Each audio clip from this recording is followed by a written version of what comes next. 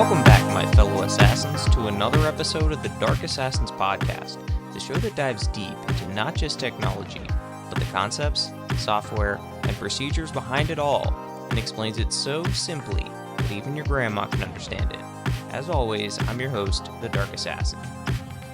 If you've listened to the podcast for long enough and you saw this title for the week, you might be thinking, oh boy, here we go again. The Dark Assassin is going to go off once again, ranting about how much he hates college, universities, and just degrees in general.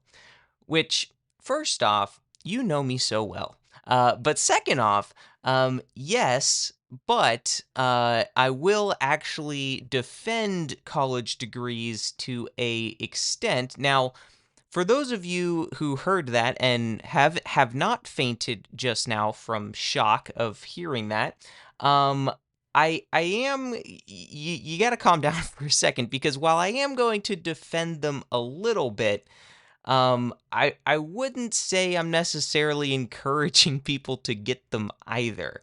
I'm just making arguments for them in comparison to the alternative. In this case, we're comparing them to coding boot camps. So before you get either too excited or pass out from shock, assuming you haven't already, of course, we can tamper expectations here. It's not a blue moon or anything like that. Any one of those like 1 in a million type things that people like to associate. The world is still as it should be, at least as of right now. But before we get into that, let's start with our trivia question for the week. So the Windows Phone was without a doubt a colossal failure. But when did it first release? So when did the Windows Phone first release? And that is your trivia question for the week. Now, before we get into this week's cybersecurity tip, I did want to touch on one news story of note, which, shocker, for once, it is not Cisco related, although it is Cisco tangential, I guess. So basically, I guess Hewlett-Packard Enterprise, or HPE, was a little tired of all of the attention that Cisco was getting this past month with all of its vulnerabilities. So it decided that it wanted to join in the fun. So HPE has released a security update to address a critical security flaw affecting its instant on access points that could allow an attacker to bypass authentication and gain administrative access to these susceptible systems. So how is this done, you ask? Well, hard-coded credentials, of course, which, I mean, come on, guys. Unsurprisingly, if you have hard-coded credentials in there, it's not much of a surprise that an attacker would be able to bypass authentication, use those credentials, and then gain access and do whatever they please on the system. But again, and we said this when it happened with Cisco, in the modern day, with CI/CD pipelines and all of the static analysis tools and all of the rigor that goes into validating software along its journey to reaching production, how in the world in 2025 are we still allowing hard-coded credentials to pass code review, pass static analysis tools, pass fuzzing, pass integration tests, pass every single kind of tests and checks to look for these things? How is it that they're still making it through to production? And I do kind of have a little bit of like a sarcastic tone, I guess, there, like, how is this happening? Like, come on, it's not that hard. But I'm actually being serious right now. Like, How can this still be happening in 2025 with all of the tools at our disposal to check specifically for these kinds of things? So, that is an open question to all of you listeners out there. If you have any idea how hard coded credentials are able to make it out of the entire code review, pre-prod, all the various stages along the way, through all the static analysis tools and security checkers and everything into production, please let me know, because I really, really want to know the answer to this, because I really don't have a good one. Now, if this was like a small no-name company that wasn't really using any kind of automation for their deployments or anything like that, and maybe it's just one guy, or maybe like a small team, I would be, I still would give them flack for it, of course, but I'd be a little less lenient, because I guess it's kind of like a standards thing, right? Like, you don't hold, like a 13-year-old to the same level of standards when it comes to like a sport they're playing that you would to, say, a professional athlete, right? Like, for instance, if you're watching the Little League World Series, if you see some errors happen, you're like, well, they're just kids. Overall, they're still playing pretty good. But if you see, that happen in like an MLB game, you're like, wow, these guys, they need to go back to the minor leagues, or that's a little league play right there, or something like that. You make fun of them because they should be better than that. And it's the same thing, especially with like these big companies like HPE. There's absolutely no excuse for HPE to be having some kind of vulnerability like this. So again, if you have any idea how this potentially could have made it through all the way to production, please let me know. If you're on YouTube, you can leave a comment below, or if you're on podcast, you can shoot me an email at contact@darkassassinsinc.com. The link for that is in the show notes below.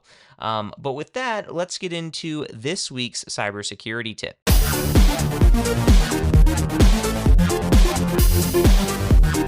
So this week's cybersecurity tip is to be mindful of your browser extensions. So recently there has been some cybersecurity research done that has found essentially Trojan horses in numerous well-known and sometimes even reputable browser extensions. Now, don't get me wrong, browser extensions do make the internet a lot more usable, specifically the web a lot more usable. They make your life a lot easier. I use many myself. I use Bitwarden for access to my password manager, Sponsor Block, uBlock Origin, as well as a bunch of other different extensions that just make the web a much more enjoyable place to be and access. But in this specific case, some of these otherwise looking useful extensions were potentially hiding malware of sorts in them, and essentially being a Trojan horse. So essentially what they're doing is they're being disguised as, an actual useful tool, which in some cases they very well might be, but behind the scenes they're doing a little more shady things, shall we say.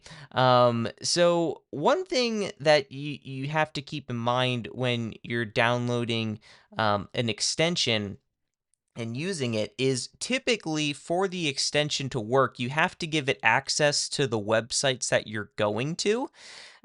So if you're a malicious extension, that's kind of a gold mine for you, because you're getting access to every single page that your user is going to. You can harvest all kinds of data from that if you really, really want to. Harvesting, what websites they go to, what their search patterns are. Maybe you can even get some credentials mixed up in there. I mean, there's all kinds of very juicy stuff that you can gather if you're trying to do this maliciously. And some extensions have been doing that, as some cybersecurity researchers have found. So there will be an article linked down below that you can check to see if any of those, if which, to be fair, if any of those extensions you do currently use, you definitely should uninstall them immediately. But just in general, I think it's a good practice to only keep the extensions that you use installed. So, for instance, if you have an extension that you haven't used in months, years even, probably a good idea to delete it just from the principle of, basically reducing your attack surface. The less things you have installed on your machine, the less potential entry points there are for someone to attack you, whether that's through some sort of vulnerability or some other type of attack surface. So that is also why, in case you were wondering, typically, services will be just for the one service, right? So if you're spinning up like a virtual machine or a Docker container or some other kind of service that way, typically you only install what you need for that service on that system or in that container or in that virtual machine or whatever. And then if you want to install other services, you just spin up another one, because the less things you can have on the system, the less vulnerable you are to attack, and the smaller your attack surfaces. So yeah, just good practice. Definitely be making sure you're checking your browser extensions and which ones you're installing and which ones you're using. And yeah, so that is your cybersecurity tip for the week. Now, before we move into the nerdy things, I did want to touch on something that came across my radar this week that was semi home lab related, I guess you could say. I mean, technically not really. I mean, we probably won't be seeing this anytime in the near future in home labs, but Kioxia just announced their first 245.76 terabyte NVMe SSD drive. Yes, you heard me right. 245.76 terabytes of storage on an NVMe SSD. Now, to be fair, it's not like your typical like stick of gum type NVMe looking drive. It's more of in the 2.5 inch like form factor. Style SSD, although the this one specifically is, I think, slightly longer, so it's not like your standard 2.5 inch drive. But regardless, all of their dumb Gen AI marketing pitch aside, it was actually pretty impressive. I'll have a link to it down below in the show notes.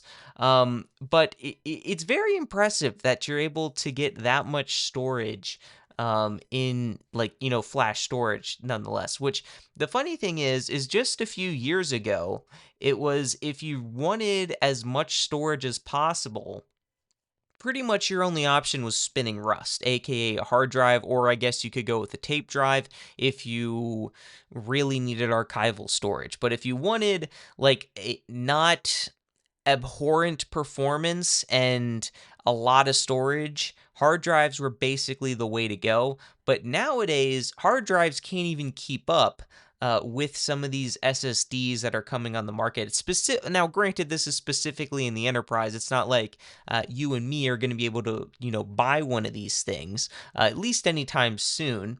But the thing that I find hilarious is this SSD that Kioxia is making is essentially 1,000 times larger than the SSDs that Apple is shipping in some of their computers. So Apple is still shipping 256 gigs for their SSDs in some of their computers, like the MacBook Air, the iMac, and the Mac Mini. And Kioxia is coming out and basically giving us almost a 256 terabyte SSD, which is absolutely mind-blowing. Now, we should point out that there is no price listed in this announcement, but let's be real. This is absolutely 100% one of those items where if you have to ask how much it costs, you can't afford it. It's just that simple. But the thing of it is, is you basically have to buy two of these things, right? Because if you want redundancy, you need to have at least two. So you're basically going to need to shell out at least whatever the price is times two in order to make sure you have a robust ecosystem. Because, of course, we're home labbers, we go above and beyond. We need to have that redundancy in our lives to make sure that we're as enterprise as we can be in our home labs. So, personally, I would not be shocked if whatever the price ends up being for this SSD is basically on par with what you could spend to buy a pretty nice car. And of course, that's just for one of these SSDs. If you wanted to get two of them for your redundancy, I'm sure you could find a very, very nice car for that amount of money that you would be spending on these SSDs. But can you imagine what home labbing would be like in the future if slash when these types of drives make it onto the used market and actually get into the hands of home labbers? Now, I'm not saying they're going to be cheap by any means. But I would be surprised if they're, once they first get onto the used market, they're still probably going to be fetching thousands of dollars easily, I would assume. But even with that, it would be quite, but I mean, the value proposition there is something you have to consider. Yes, you'd probably be spending a few $1,000s for one of these drives on the used market, but you also have to think you're getting 200 and basically 246 terabytes worth of storage in a single drive. That is absolutely mind-boggling.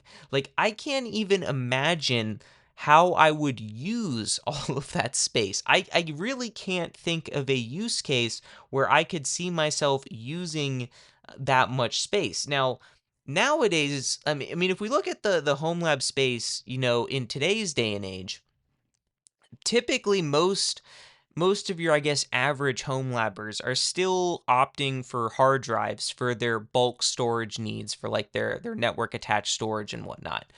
Really, the only people putting all flash like NASs together are either the super ballers trying to get internet points, or like the YouTubers that get the SSDs basically sent to them for free by the company.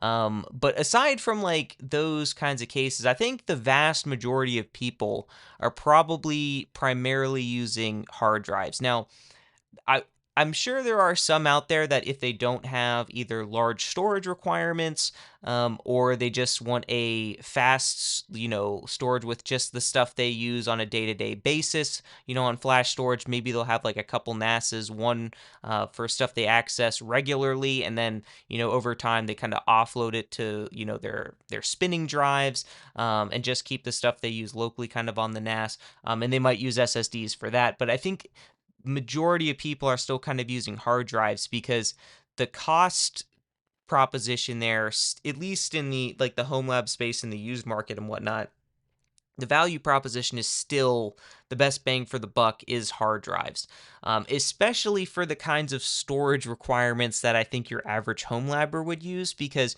your average home labber isn't putting petabytes worth of data in their NAS, right? They're probably using somewhere in the terabyte range.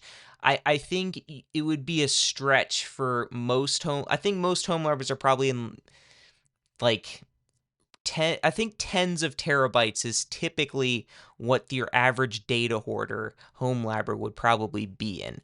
Once you get into like the hundreds, then you're like super big baller. But even still, like hundreds of terabytes, I mean, with the size of the hard drives that are out there right now, like you can get hard drives in like the 20 terabyte range, 18 terabytes. I mean, you throw a few of those together and you're easily in the hundreds of terabytes for a NAS. So uh, I still think that the value proposition, at least for your average home labber, is probably going to be hard drives, at least for the foreseeable future. At the cost of SSDs is just going to have to come way down for them to be viable as a replacement to hard drives. Because as it still stands, I mean, you can essentially buy like I guess it depends on how much of a stickler you are for used gear when it comes to your storage versus new gear, which, if we're being honest, personally, I don't necessarily care that much because I'm throwing all of my drives in a RAID array anyway, which I know RAID is not a backup.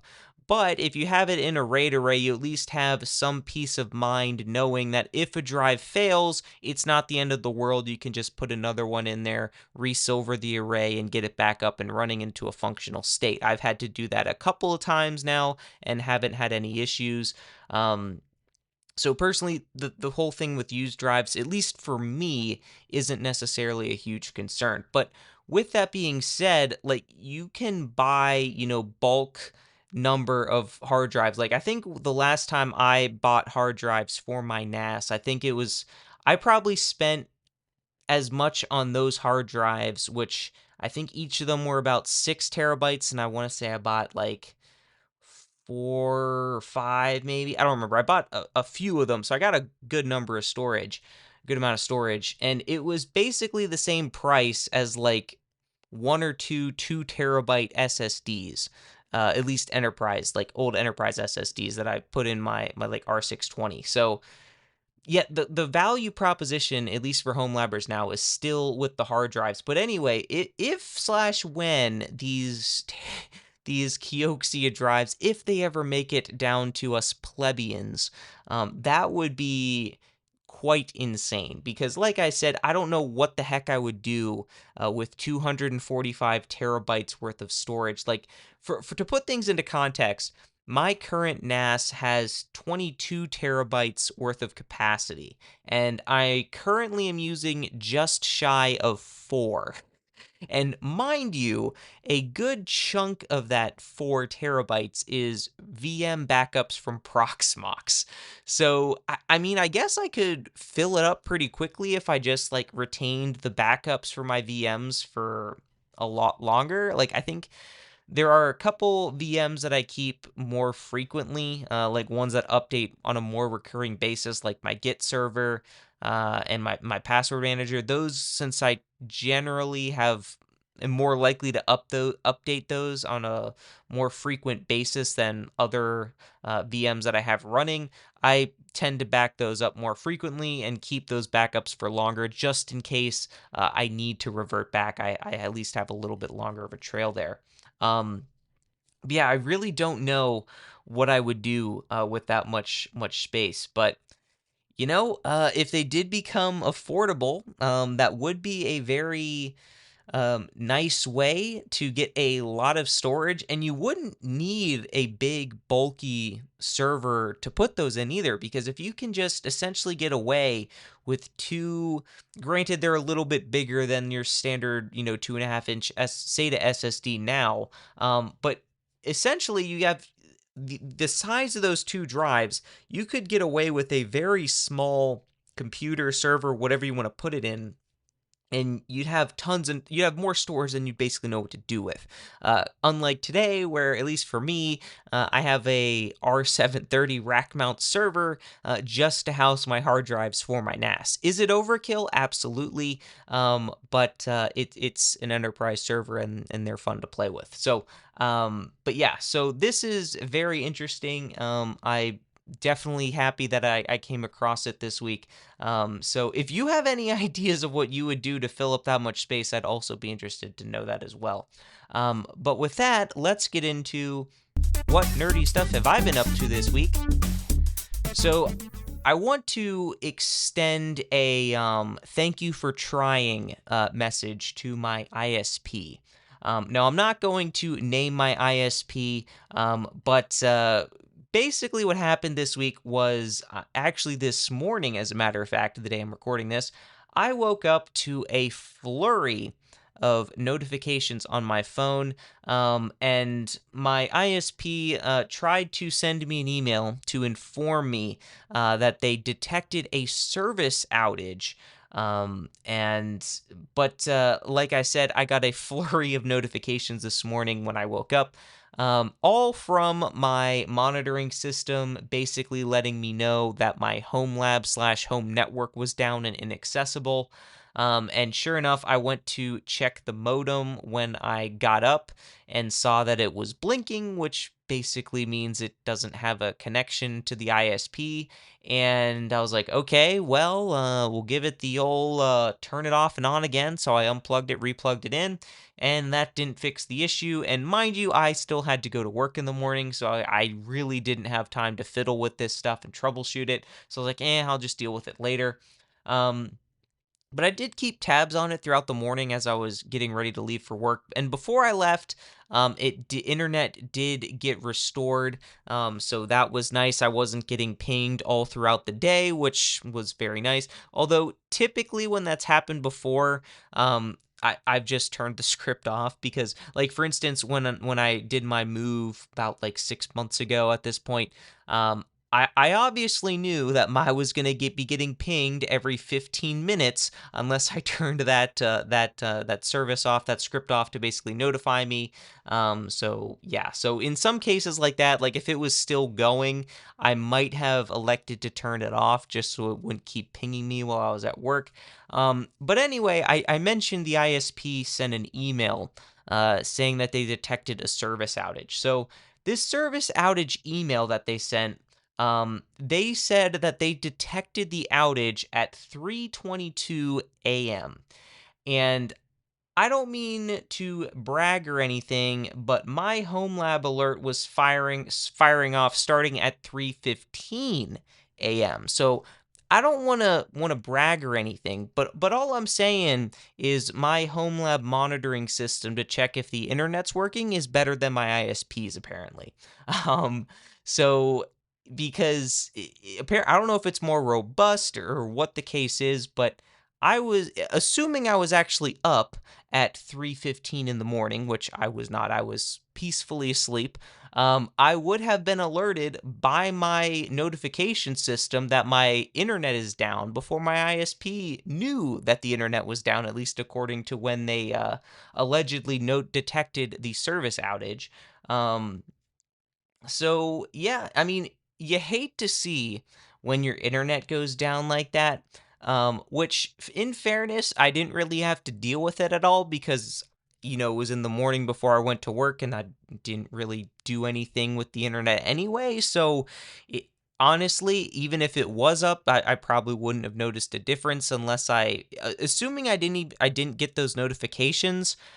I probably wouldn't have even noticed the difference because it's not like I did anything that needed the internet. But it suffice it to say, I mean, you hate to see when your internet goes down, but at the same time, I would be lying if I said I didn't get a little bit of satisfaction seeing my system that I built to notify me when my home network is down working, and just being as rock solid as ever. Just kind of seeing that makes those annoying times in life at least a little more tolerable, and at least you have something to look at the bright side. Like at least my monitoring system is still working like it's supposed to, and and this is why I absolutely love home labbing because, it. Is it completely overkill to have a push notification system set up to let me know when my internet is down or any of the other various notifications I have set up to notify me of things? Absolutely, it is. But I don't care because I think it's cool. And at least in this case, um, it was more accurate down to when the outage actually happened than my ISP was. So I mean, it's obviously pretty dang good in that case because it was quicker than my ISP to let me know that something was wrong, even if I would have woken up to the same message anyway, because again, I was asleep when this all was really going on. Um, but because of this notification system, I've been trying to find new ways to essentially notify myself of when things go wrong. Because at the end of the day, one thing that home labbers like to do is they like to make, these fancy dashboards of all their services so they can track all the metrics for all the things and it looks really cool. But at the end of the day, what does that serve you? And it's the same thing with log messages too, right? Logs are fantastic for helping you troubleshoot issues, but if you're not actually using them or you don't know something is wrong, then what purpose are they serving really? Because that's one of the things with dashboards. Like I myself have dashboards set up to monitor things in my home lab, but if you're not using them to like notify you when something is potentially going wrong, then they basically just become a cool thing to look at. But if you're not looking at them all the time, which let's be honest, if us that have lives, we're not looking at our home lab dashboards 24/7, we're not going to know if something's wrong. So you need to have some way to alert you if something is going wrong. And that's why I've been trying to get various alerts and whatnot configured for my home lab. And a great example of this was not too long ago, like I'm pretty sure it was within the past year or so. My R620, which is my hypervisor workhorse that runs the vast majority of my infrastructure here at my house, it had an SSD die, and I had absolutely no idea when it died or how long it had been dead when I found it dead. So, and then of course, because it died, I had to order a new drive, which I think by the time it actually came in, I got it installed was probably about a week or so. So this drive that died was dead for probably was easily in there dead for over a week, if not potentially multiple weeks, and I had absolutely no idea. So that inspired me to write a script, which I know I've talked about before on the podcast, of basically monitoring my ZFS health of both of my servers, both my NAS and my Proxmox R620. So basically, what happens is it checks in on each of the servers and checks the ZFS health, and if any of those ZFS pools end up to be in a degraded state, it'll alert me that hey, this ZFS pool is in a degraded state right now, and that basically alerts me that yeah, drive probably just died and I need to go fix that and get a new one put in. So it's instances like this where this is why you kind of need to at least have a monitoring solution, and all the dashboards and metrics are great, but if you don't have a way to actually alert yourself of something going wrong, their actual utility isn't really that high, if we're being honest. And another example of this was a bit longer ago. Well, I guess going back to the whole detecting if my internet was down, that was one of the first, if not the first, instances of me using this notification system. And the reason for that was back when I think, from what I'm remembering, when I first set that up, the router that I was using for PF Sense was very, very hit or miss. You probably, if you've listened to the podcast for long enough, you probably remember the trials of me constantly talking about how I had to fix this thing and how it would just, randomly stop working, and it was a pain. And I was never sure if the reason why I didn't have internet was a me issue or it was my ISP being flaky, because occasionally they were flaky at times. But typically, what I would do, like when I was out and about, I would just be connected into my home network through the VPN, just so I could get all the Pi-hole goodies and all the other goodies that I have running in my home lab. And sometimes it just wouldn't work. And part of that was the area I was living in at the time. Cell reception was pretty terrible in some areas. So sometimes I just didn't have any reception, even though my phone said I did. I just didn't have any reception. So it was actually a me issue. But other times, no, my network just wasn't working because the router just decided it wanted to stop working for whatever reason. So that was one of the reasons why I set that up, so I could at least be notified, like, hey, your home lab isn't accessible right now. maybe you want to do something about that. So that was kind of the one of the reasons why I got that implemented. And since then, I've been trying to get other notification systems set up. Like one of the other big ones I have set up is my backup, not my backup script. Yes, that one has notifications in there just because how long that process takes. If you don't have a notification system to kind of check in on it, you have to manually check in on things, and it's kind of annoying and tedious. So just to get kind of periodic updates, like, hey, this stage just finished. Hey, this stage just finished. It kind of allows you to keep tabs on things, which was nice.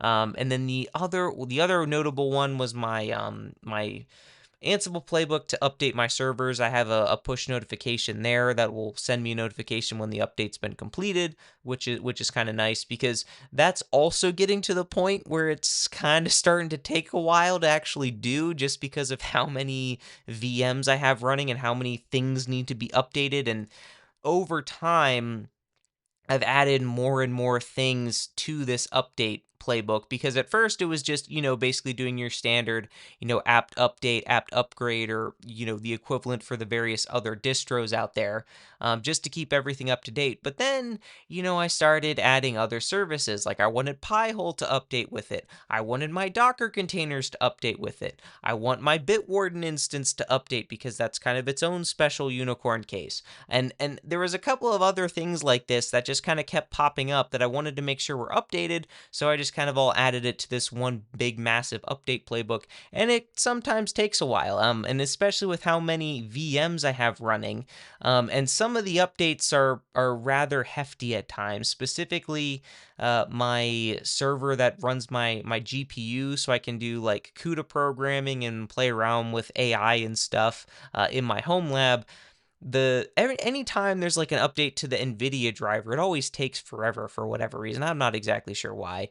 But so sometimes it takes a while to actually update. So it's kind of nice to kind of get that notification go off to let me know that it's done. So not necessarily something that I particularly did, but just kind of knowing that my home lab is better than my ISP at alerting me of outages is pretty cool to know.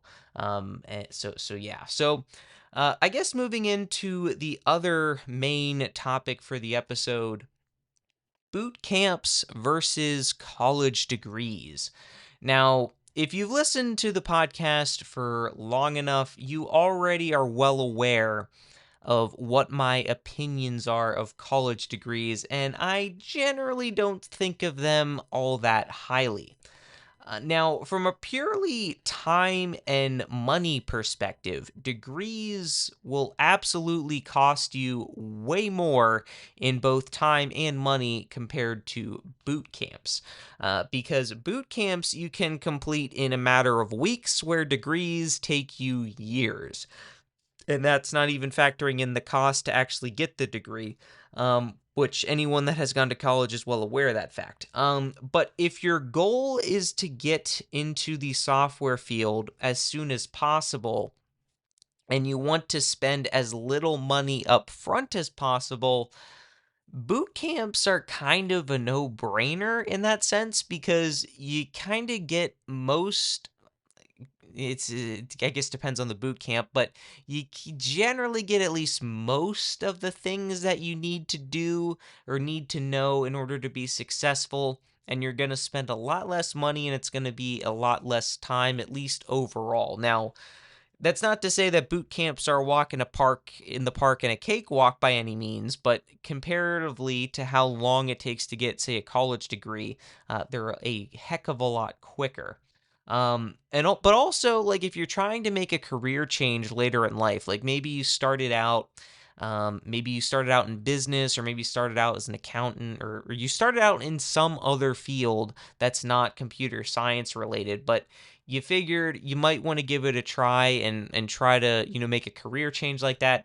Honestly, I think boot camps are probably your best option in that sense because I don't think it's really worth going back to school just to make a career change like that. Now, if you're trying to do like a school at the same time as you're working your current job to get a degree in something else so then you can make the career change, I mean, I guess that's one way to do it. I mean, that sounds like not a lot of fun. Now, because keep in mind, this is coming from someone that did work a full time job and went to school to get a master's degree in the same field that I was already in. So it was quote unquote, it was actually applicable, excuse me. Now, granted, was the stuff I was learning in the master's degree directly applicable to what I was doing? Absolutely not. But at least it was in the same field. So if you're doing something completely different in a completely different field, I just don't know how that would really work. Now, can you do it? I mean, absolutely you can do it, but it's going to make your career change a lot longer, I guess, if that makes any sense.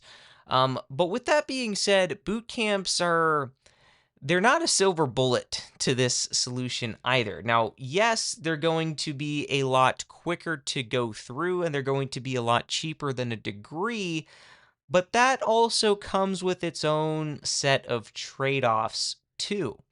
For instance, because boot camps are so condensed, there's a lot of work.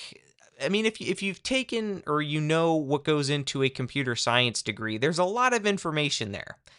It's really, really, really hard to condense essentially like 4 years worth of material. Granted, you're not taking, all computer science classes your entire time, which is another difference between the degree versus the boot camp. The boot camp, you're just doing computer science related stuff, where the degree, you're going to get, assuming you're doing a bachelor's, you're going to get roped into all that other gen ed and all those other classes that you honestly could probably care less about.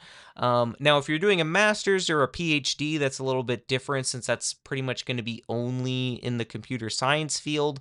But that's also kind of its own beast too, because those classes are generally more advanced than your typical, general computer science principles. But so I guess it's not necessarily an apples to apples comparison. But specifically the boot camp versus, say, a bachelor's degree, I mean, in a typical computer science, at least at the school that I went to, I think the computer science degree required like, I want to say it was around like it was between like 45 and 50 credits. I don't remember the exact number. But I mean, that's a good chunk, good number of classes that you're going to be taking over the course of, say, 4 years. So to condense all of those semesters into a single 12-week boot camp obviously is not going to work. It's just not possible. You can't go into the same depth. You can't cover all of the same material. It's just not going to happen. So typically boot camps are generally more geared to specific areas of coding. So for instance, you might have a boot camp specifically on like front end development, or maybe you have a boot camp specifically focused on like Python related things, or there'll be more geared towards like specific areas to kind of combat that, I guess, if you will. But then again, it's still a very condensed timeline, so you can only get so much. Now, typically, most boot camps are around like 12 weeks or so. There are some that are longer, but I think 12 weeks is about what they generally run for. And because it's, a lot more condensed, you're not going to be able to have as large of a scope. It's not going to be nearly as comprehensive as a degree, and it's just going to overall be a lot more limited compared to actually getting a degree. So, for instance, when you're taking a computer science degree, you're almost certainly going to have a class that is an entire semester that is specifically focused on algorithms and data structures. Depending on the school you go to, those might be two separate classes entirely. And you'll just have essentially a full semester on algorithms and a full semester on data structures. You obviously can't get that if you're doing a boot camp. You're not going to be able to go into the same depth of algorithms and data structures in a boot camp as you would in a computer science degree. And as much as people tend to hate, specifically computer science students, most of them generally don't like the theory aspect of computer science. Now, obviously, it's not as fun and flashy. You don't write code for it. It's not the it's generally a pretty dry subject, I guess we'll say.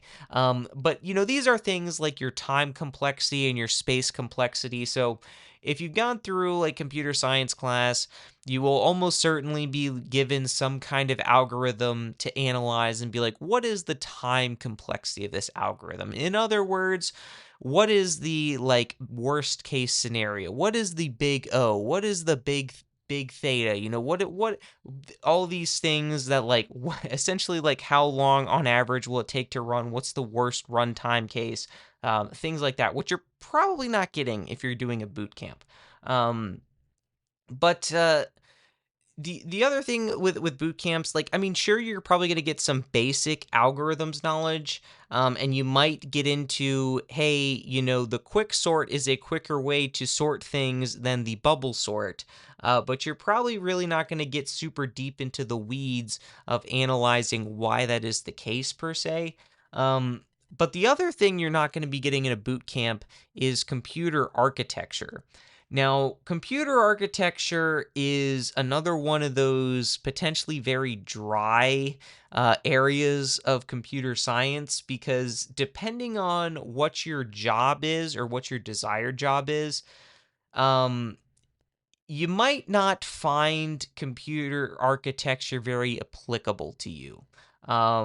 But if you don't have that computer architecture knowledge, it could be quite detrimental to your job when it comes to writing code because computer architecture, like I said, is another one of those very dry subject areas, and most people, I think, their eyes probably glaze over a little bit once you really get into the weeds talking about, the different components that make up the CPU, like the ALU, the registers, all that good stuff, logic gates. Once you really start getting into all that, people's eyes just kind of tend to glaze over and they kind of zone out.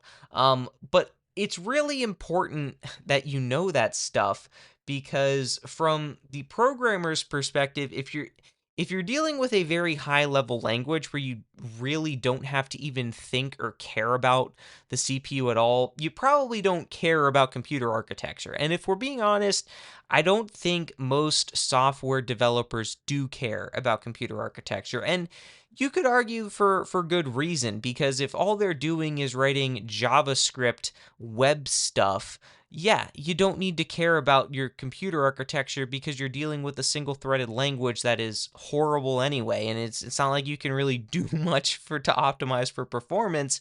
I guess unnecessary JavaScript rant aside, even other languages like Python or Java or things like this, you're so far removed from the actual hardware elements that you really don't think about it, right? You're not allocating memory, you're not worried about any of that stuff. But especially if you're dealing with lower level languages where you're actually interacting with the hardware in some capacity, whether it's just as simple as allocating memory, you really need to understand how computer architecture works. But even outside of that, remove what level of programming language you're using.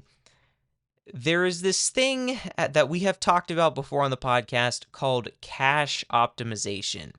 And you would not know about cache optimization unless you learned about computer architecture. Because cache optimization is basically a free way to get insane performance gains by basically doing nothing. And we talked about this in a previous episode where we looked into the difference between optimizing for cache performance and just kind of not caring about cache performance.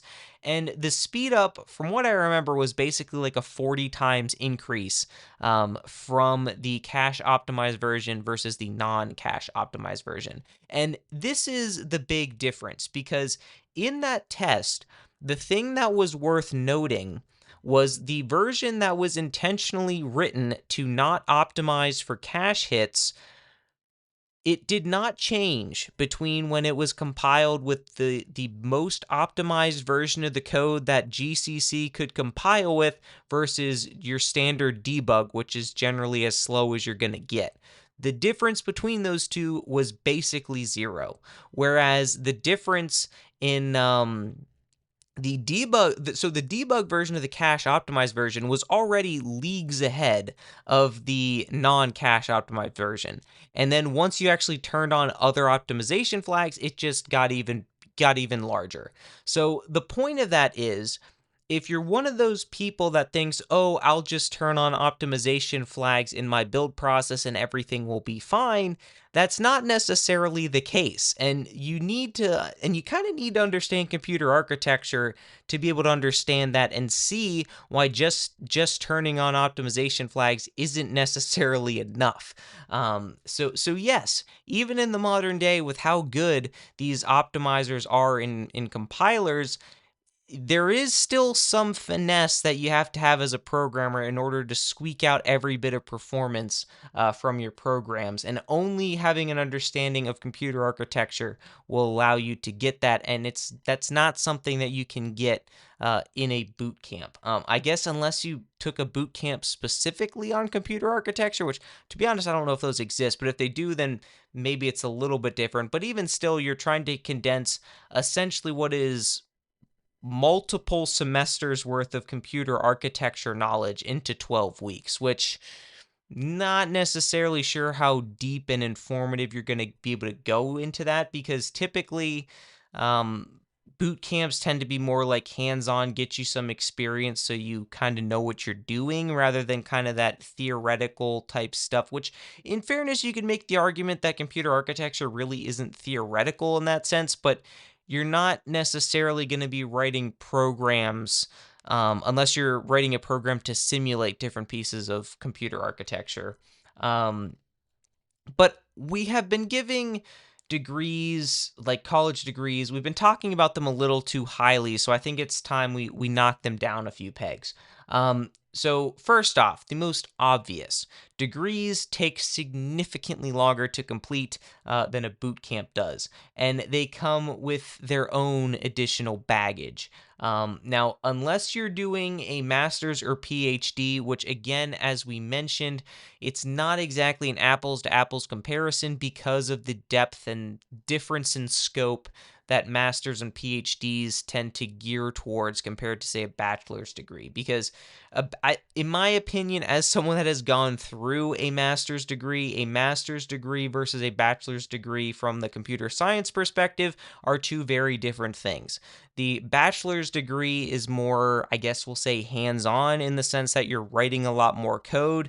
The master's degree is a lot more of that theoretical stuff. There are still some classes that you'll work on where you will write code, but it's not nearly to the same extent that you would in a bachelor's degree, which makes sense because the master's degree to some extent kind of assumes you already know how to program, so there's really not much incentive for having many programming projects and assignments. Um, but anyway, the master's and PhD degrees, you're specifically focusing on computer science, whereas in a bachelor's degree, even if you're not going to like a liberal arts school and you're going to like a more like tech focused school, you're still going to have to take like your general education type classes. So not every single class you take is going to be a computer science class, which, as someone that, as you well know, didn't really care for school that much, was definitely one of the major downsides of the degree side of things. Um, and now the other thing of it is, depending on your degree, well, I guess depending on the school you go to and whatnot, there is a solid chance that during your degree, you might not even cover stuff that the industry is using. And what I mean by that is, when I was doing my bachelor's degree, we talked about, development methodologies like Agile and Waterfall and whatnot, but the concept of DevOps was not mentioned once from what I can recall. And DevOps was absolutely being used in the industry when I was going to school. Now, granted, depending on the, I guess, sect of the workforce you were going into, DevOps still wasn't a thing. So I guess in that regard, the university was still, I guess, relevant. But in at large, the general like larger tech type companies were using DevOps. How do I know this? Because one of the summers I did an internship, DevOps was absolutely being used. And again, like I said, school didn't really talk about it much. But the other thing of it too is like the tech industry as a whole is just moves so quickly. And there's kind of a running joke where like computer science textbooks are basically outdated as soon as they're published because of how quickly things change. But the other thing that you also have to know is you have to be mindful of who your school that you're going to get your degree at is partnered with. And this isn't probably something that people tend to think much about because why would you? But colleges generally try to, they'll have some sort of partnerships or alignments with sometimes it's organizations or other companies or whatnot. And if there's kind of like a feeder system of sorts, the university might tend to tailor their degrees to kind of fit in line to what those companies and organizations that they partner with are looking for, to basically make prime candidates to kind of go into that. And the problem with that is depending on what the organization that say the your university is partnered with, what they're doing might not necessarily align with what the rest of the industry is doing. So if you want to go somewhere else that isn't kind of I guess, the direction that the school might be maybe guiding you towards, not forcing you, obviously, but kind of making you look towards, you might not be as well prepared as a result of them basically tailoring towards that one avenue of, I guess, course load. So, for instance, I won't get into specifics of the partnerships and whatnot, but my school, I noticed, definitely had that a bit to it, specifically when we were doing like I guess, the capstone project. So the capstone like class was essentially to go through like the entire like software development life cycle from the beginning to the end, and it was very let's just say reminiscent of what the practices of the organization that they were strongly partnered with were, compared to what maybe the rest of the industry was doing. And I'll just leave it there without getting into too much detail. But as far as career wise goes, if you have a degree, yes, you're almost certainly going to make more money off the bat, compared to if you just went through a boot camp. However, that's not really telling the full story, though, is it? Because as we discussed years ago when we talked about an advanced degree in computer science worth it? Yes, you technically will make more money off the bat, but you also have to remember that you're putting in a lot more time and potentially a lot more money into that ability to make more off the bat. So, what I mean by this is if you go through, say, you go through a single boot camp and it's 12 weeks, well, and you get into the industry, after the boot camp, you essentially have a 3.5 year head start over someone that started at the same time as you but went through a college degree. So not only did you spend less time in, the learning process, you spent a lot less money, and you also have essentially 3.5 years of earning before the college student is going to be starting in their career. So, yes, they're going to make more money off the bat, but you also have essentially 3.5 years of buildup at the same time. And depending on how the schooling was and education was financed, there may or may not be debt involved, which adds even more layers to this complexity. Um, no, obviously, I'm no like financial expert or anything like that, so this isn't like financial advice or anything like that. But the point still stands that it's not necessarily as a black and white issue of yes, just because you will make more money off the gate once you have your degree, that doesn't necessarily mean that it's the best decision for you potentially. But again, you kind of have to weigh that yourself, because the thing of it is, well, yes, if you go through a boot camp, you're probably not going to be making as much as you would if you got a college degree. But if you factor in the fact that you're going to be working for 3.5 years, if you think of how much money you'll be making in 3.5 years, it's probably, if not the same, probably fairly comparable or close to what someone that just got a bachelor's degree would expect to make. So there's kind of that trade-off there. Now, is that necessarily a hard and fast rule? No, there's obviously other factors that kind of, play a role and whatnot. Um, but it is something to be mindful of, because I think what a lot of people think when they think of going for college degrees is they're like, oh, well, if I get this college degree, I'll be able to make, X amount more money than if I didn't have one.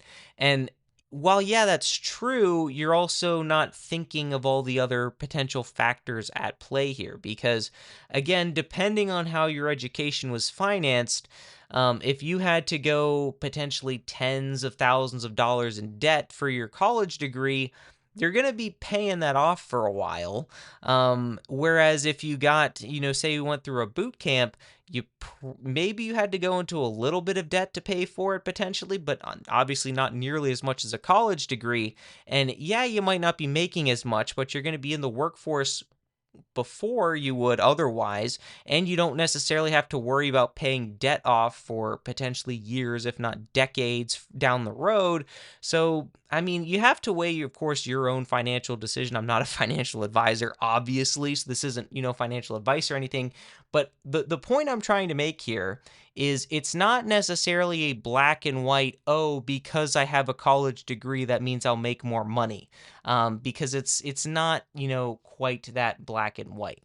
So I've been kind of rambling for a while here. And you might be thinking, okay, well, you've kind of been bashing both of them, and you've also praised both of them, I guess to an extent anyway. So, what would you actually recommend? And I'm not a career counselor, so I cannot really tell you what you should do, because what I will tell you is I will give you the typical IT answer for everything. It depends. And it depends because, as we discussed, there are so many pros and cons to each side, and there's so many variables at play that you really have to make the choice for yourself. But I think I did a decent job of giving kind of a TLDR at the very beginning of this long ramble, when I basically said if you are making like a career change in life and you're, say, maybe in your 30s, maybe you have a family or something like that, going back to school is a lot, I think, harder to do than putting yourself through a boot camp for a career change. That's just my general opinion. I haven't had to do that, obviously, but that's just my general opinion. From talking from some folks that did get higher education degrees after they were already married and had kids, they said it's not necessarily the most enjoyable experience. And if you want to do school, do it before you get married and have kids, because afterwards it's just a heck of a lot harder. So a boot camp in that sense would be easier to go through if you're kind of looking to make that kind of career change move. If you are in just the beginning of your career, like if you just graduated high school, then I don't think it's necessarily as a clear win for boot camps in that sense, just because you have the, I guess, there's more of a luxury there to be able to go to college if you want to. And you kind of, there's potentially other benefits to it as well. Now, I guess it depends on how much you like school. But at the same time, there are some other things that you can get out of college than just a computer science degree, if that's what you're going for. But at the end of the day, it really comes back to, what do you want to do with your life, I guess. If you only care about getting into the computer science field as quickly as possible and you have absolutely no experience, I think it's safe to say that a boot camp is probably the easiest and quickest way to accomplish that. Now, depending, like I said, depending on your circumstances, it might not necessarily be the best option, but it is definitely something you have to weigh yourself. But again, For me personally, I've said this many times and I'll probably say it many more times in the future.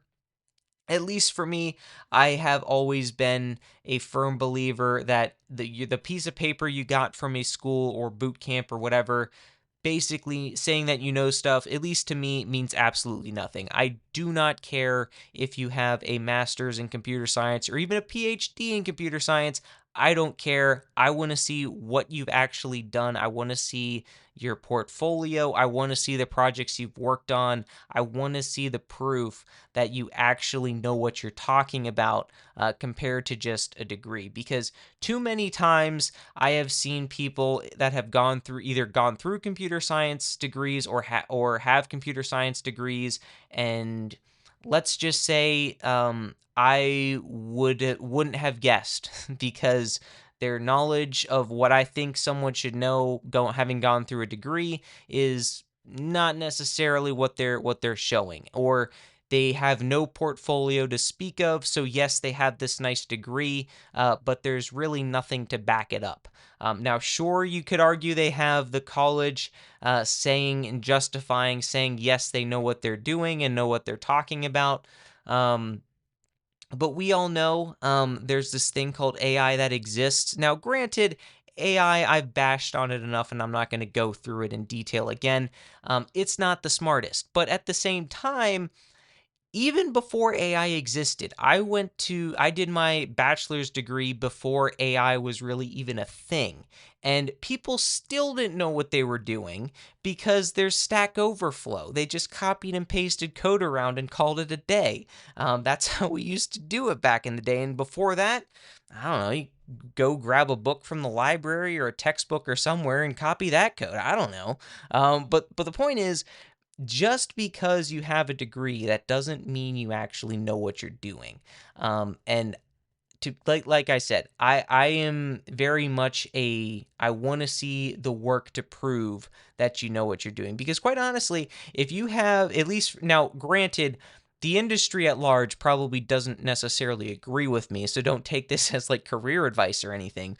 But at least for me, if I had the sole power to hire people, I would care less if they had a degree. Honestly, if I was using one of those automated systems, I would be potentially inclined to possibly just remove the education part entirely from the resume and just look at like the portfolio section. Like if they have the GitHub attached, that's probably the first thing I'm going to be looking at, to see what kind of projects they're working on, and what they've done, and that kind of a thing.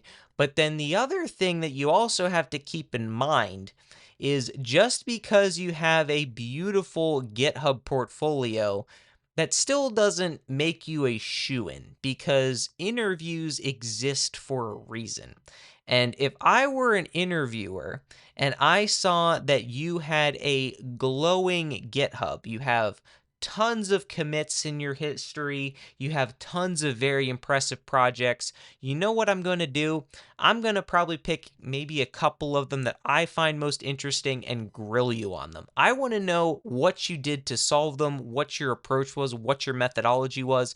And if you come up with basically nothing, I'm going to be very suspect on if you actually wrote this code yourself or if you copied it from somewhere.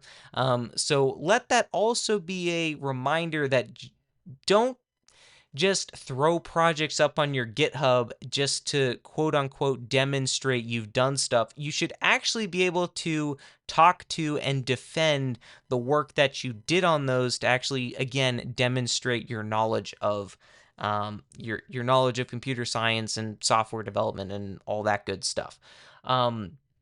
So I continued to ramble for a lot longer than I probably needed to there. But again, the long and the short of this is there is no silver bullet. Because if there was a silver bullet for everything, none of these discussions would happen and everyone would just be doing that thing. And for a while there, it did kind of look like maybe boot camps were the silver bullet, but then it just, I don't know. They definitely have had some staying power and there's definitely value to them.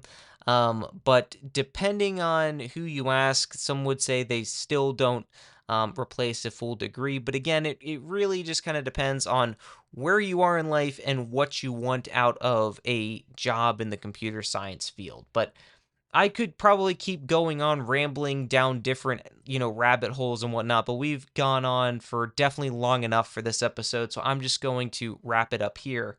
But before we do, I want to get back to our trivia question for the week. So, the Windows Phone was without a doubt a colossal failure, but when did it release? So, when did the Windows Phone release? If you said 2010, specifically October of 2010, congratulations, you got this week's trivia question correct. And that's going to do it for this episode. So if you enjoyed it, definitely leave it a rating and review and subscribe if you haven't done so already.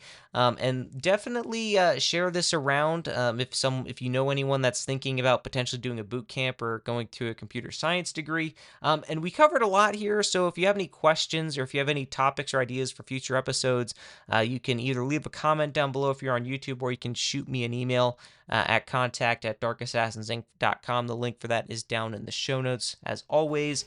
And that's going to do it for me in this episode of the Dark Assassins podcast. Until next time, my fellow assassins, remember, bull nothing equals true. If action not equal to null, return true. I'll see you next time on the Dark Assassins podcast.